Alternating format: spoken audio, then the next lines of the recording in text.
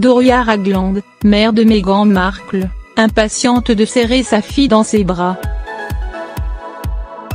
Malgré le décalage horaire entre la Californie et la Grande-Bretagne, elle sera la première à célébrer les 37 ans de la duchesse de Sussex, ce samedi 4 août.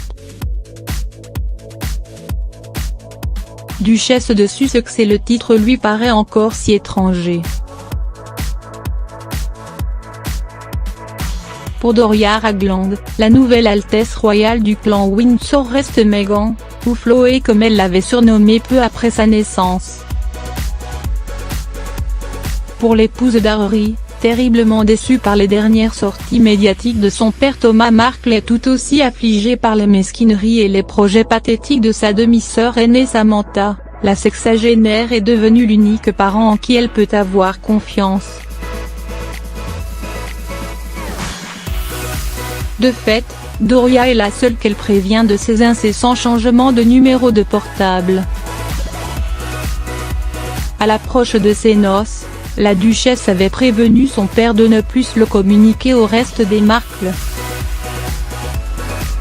L'ex-chef opérateur n'a su tenir parole.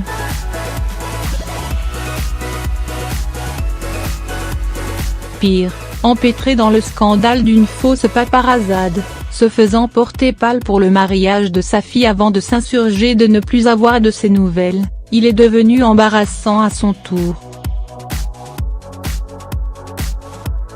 Son ex-épouse, soulagée d'en avoir divorcé en 1986, a failli intervenir avant le mariage de leur fille, le 19 mai. Meghan l'a dissuadée de diffuser un communiqué.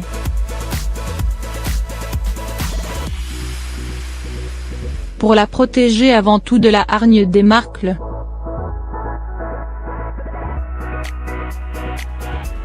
Cela n'a pas empêché Samantha qui, plus jeune, présentait déjà son ex-belle-mère comme la femme de ménage de la famille de railler l'émotion de Doria sur les bancs de la chapelle Saint-Georges en aurait dit un joueur de hockey, écrivait-elle sur son compte Twitter, au lendemain des noces. Cela n'a pas plus dissuadé Thomas Markle de confier au maillon Sunday, fin juillet, que Meghan avait hérité des attitudes snobinardes de sa mère. Un comble.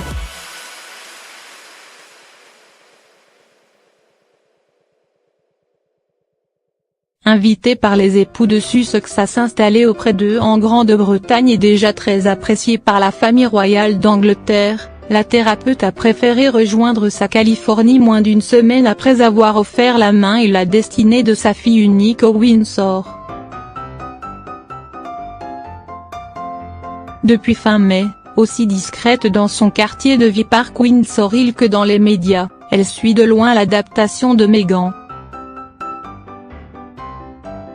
Toujours rassurante, quand celle-ci l'appelle.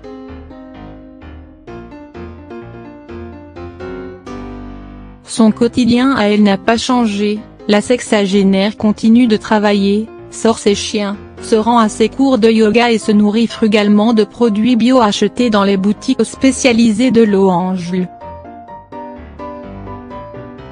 Ce samedi 4 août, avant d'accompagner Harry au mariage de son ami Charles Van Straubenzi dans le Surrey, la duchesse de Sussex pratiquera un drôle de rituel, elle formulera de bonnes résolutions. Comme elle l'avait confié sur son blog Tig, alors qu'il était encore actif, sa mère lui en effet enseigné que pour un individu, le vrai passage à un nouvel an était le jour de son anniversaire. Mrs Ragland, elle, décompte les jours. Alors que les époux de Sussex devraient passer quelques jours avec la reine Elisabeth I au château de Balmoral, en Écosse, on murmure que la duchesse aurait également prévu de rejoindre les États-Unis pour retrouver sa famille de cœur américaine qu'elle n'a pas revue depuis son mariage. Après une escale à New York, elle prendrait la direction de Los Angeles. Là-bas, elle le sait, un ange veillera toujours sur elle.